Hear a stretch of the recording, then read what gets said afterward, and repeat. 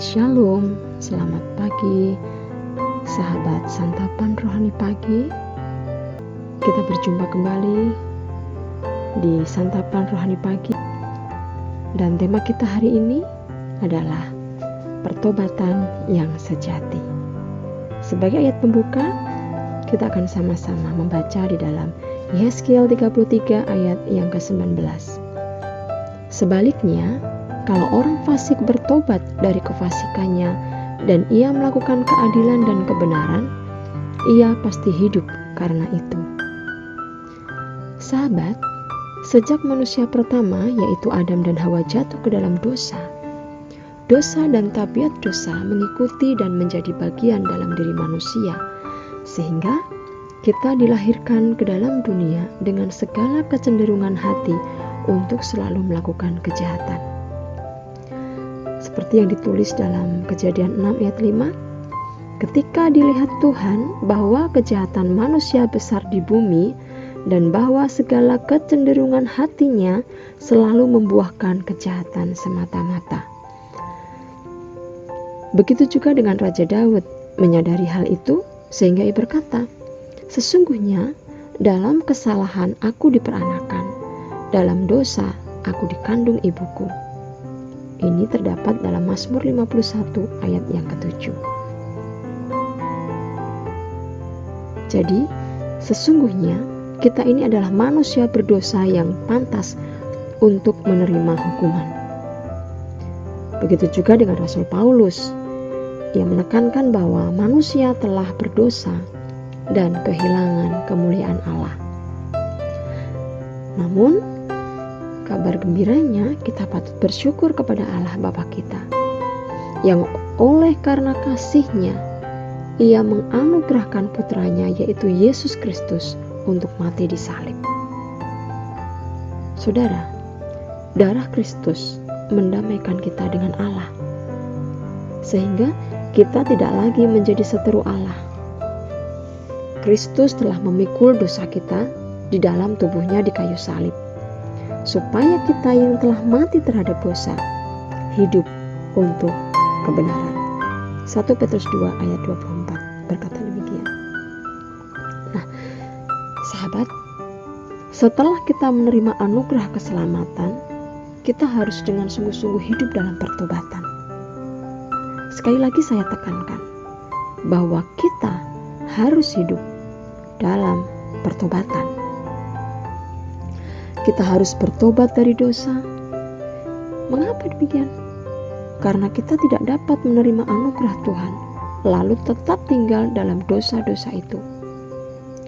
Karena Tuhan telah mencurahkan anugerah-Nya sewaktu kita masih berdosa, dan kini dosa kita telah diampuni, dan hidup kita telah disucikan.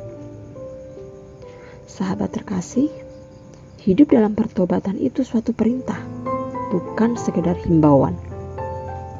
Kita harus dengan sadar meninggalkan dan menolak segala perbuatan dosa. Karena itu, mari kita bersungguh-sungguh untuk selalu mencermati hidup kita. Hal-hal apa yang sekiranya akan menyeret kita lebih jatuh ke dalam dosa. Apakah itu lingkungan? Atau tontonan, bacaan yang negatif? Serta pergaulan kita harus perhatikan.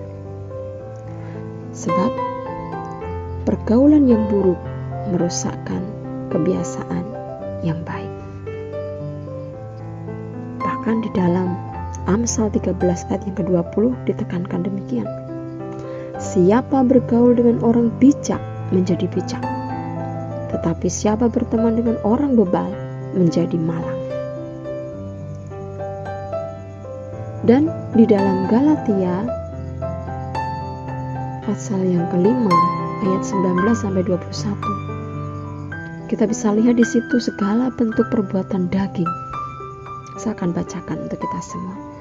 Perbuatan daging telah nyata, yaitu percabulan, kecemaran, hawa nafsu, penyembahan berhala, sihir, perseteruan, perselisihan, iri hati, amarah, kepentingan diri sendiri, percideraan, roh pemecah, kedengkian, kemabukan, pesta pora, dan sebagainya.